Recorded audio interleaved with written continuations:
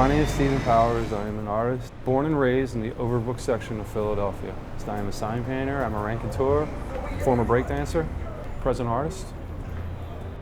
We are in downtown Brooklyn, center of the universe, and this is we are on Hoyt Street near Fulton, and this is behind us is the former A&S Strauss and present Macy's parking garage with two skyways that are no longer used.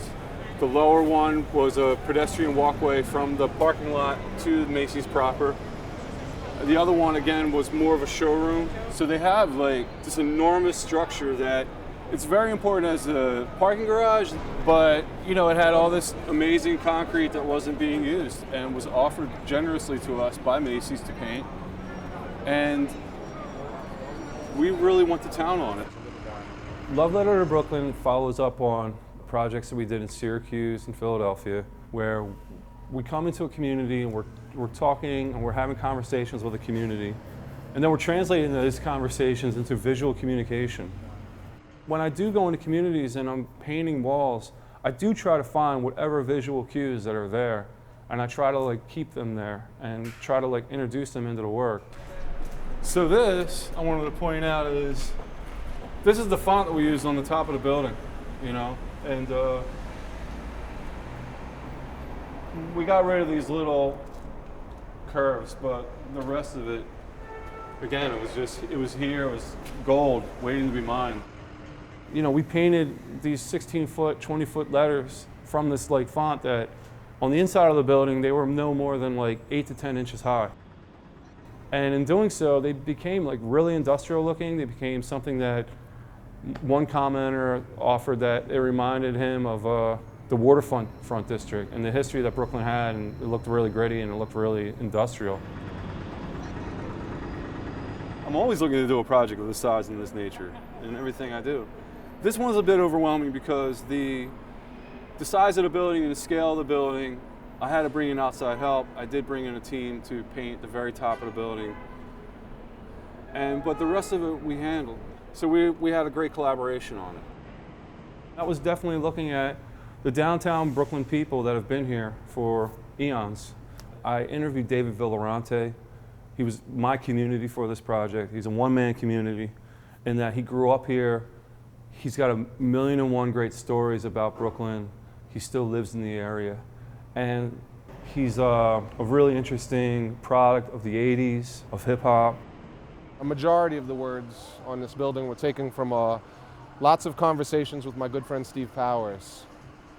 And they were beautifully painted onto this building that I've been familiar with since I was a little guy.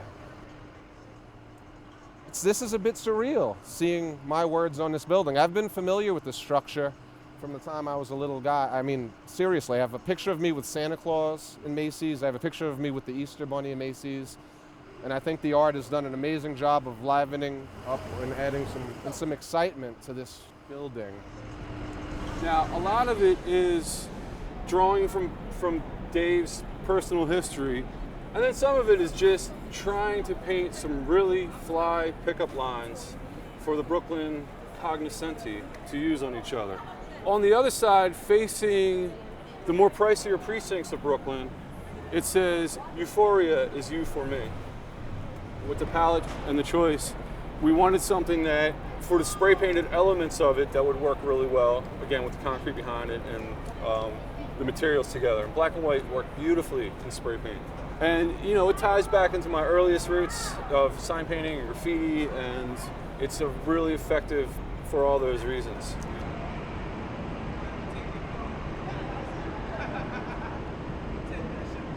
So I started writing ESPO in 1984. At the time, it didn't mean anything.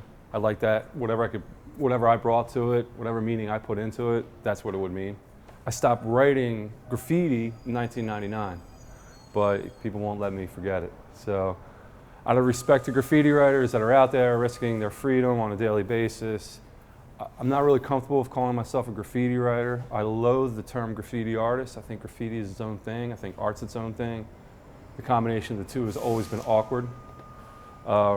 But I understand, you know, people are creating this myth about me and they like the name, they appreciate the history that I've been through. So I grudgingly accept the name ESPO. I work very hard at being Stephen Powers. If people want to call me ESPO, that's fine.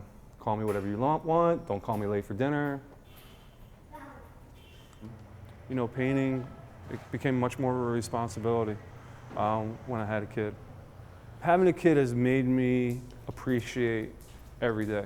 And every day is a unique opportunity to learn, to teach, to learn and to teach, to yell and to laugh and to scream and to be quiet.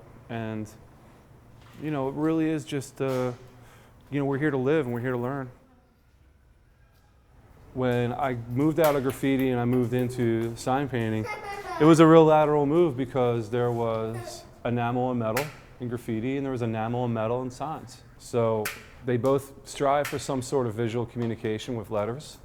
I'm interested in that, and I'm interested in kind of the blue collar aspects of sign painting and how it's just, you know, it's meant to communicate, it has no pretensions to it. It strives for clarity.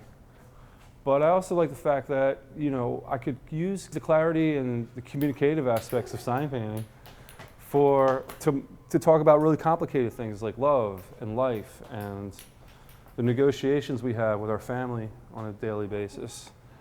Yeah, they watch it. It's pretty awesome. I know. The public art projects that I started doing, like in Coney Island in 2003, were essentially what I was doing before as a graffiti writer. They were just now working inside of the community. When I was a graffiti writer, I was at the periphery of the community, broadcasting these signals to the center of the community, to like the straight, normal working population that was on their way back and forth to work every day. And then when I went to Coney Island, I saw the strength of like starting in the center, working with the center, with the businesses, with the locals, with the legitimate people, and broadcasting out to periphery where all my former associates were in the shadowland of graffiti. I went to Coney Island on my own, and I saw the signs down there that had provided so much inspiration in my own work, and they were being lost and they were being replaced with cheap vinyl. It just was a real simple idea of saying, you know, I'll offer my services as a sign painter. I'm not even that good of a sign painter, but I'll learn on the job. Creative time came in. They brought in 40 more artists. We painted about 60 signs. Writers went down to Coney Island. They saw the work that I was doing. They saw that it was exactly what they had done before, exactly what I had done before. And there was a relevancy and there was a continuity in the work that I had done. I just really just went across the street and started doing the same kind of work again. And here we are in Brooklyn in 2011, same as it ever was. ICY was like my little neighborhood graffiti crew in Philadelphia in the 80s. And when we went back to Philadelphia, it was very appropriate to just put it in an adult context.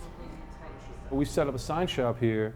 We have people learning, we have people teaching each other, we have professionals like sharing what they know in the way of knowledge with each other. And it's really interesting that way, in a way that graffiti never attained that kind of guilt. Just in time too, because you know, sign painting as a craft was almost dead. And I think now in the last 5 or 10 years, there's been a resurgence of it, mostly from guys that used to spray paint walls. And also there's a whole bunch of new teenagers and young adults that never painted graffiti that see a trade and they see history and they see legacy there and they're tapping into it. A lot of what we're doing for downtown Brooklyn is you know, we're painting signs for businesses. This is for Fulton Eyes at Fulton and Duffield for all your eyeglass needs. And right next to it, doesn't look even that much different, is it's kind of funny because it's an early manifestation of something that's on the building and it's a theme that's present in the work in Brooklyn. These tower blocks I think were actually from Coney Island. You'll see on the skyline like, you know, tower block, the tower block, the tower block. And one time I was passing by and I saw one window was lit in this otherwise dark tower block. And for some reason I found something really romantic in that. So on the building, there's a 31-foot version of this that says, "I'm up waiting for you." In the signs that I have here, there's a strong red, black, yellow palette. I just found out by a very smart woman in the Manhattan art world, yellow doesn't sell. So there's a reason there's all yellow paintings in this part, because they're all the paintings that have come from like the last 10 years of my life, and they all happen to be yellow. But really my work is moving in towards more of black background, pictorial, figurative elements mixed in with different colorful words. My palette's actually far expanded from what's here. These are my orphan children that I love, that I can't find homes for. This is more of what the work is transitioning into now. We met at Maybe, we stayed always, very romantic. And this is more of what my work really is. A lot of it's like very clear to me, and it makes complete sense to me, but I think if somebody looked at it on first glance, it'd be a little obscure to them. I'm a visual cacophony kind of guy. The more visual chaos I can get in my shopping district, the happier I'm going to be. For me, it's just it's a useful way of addressing the verbal and visual sides of my work perfectly and completely.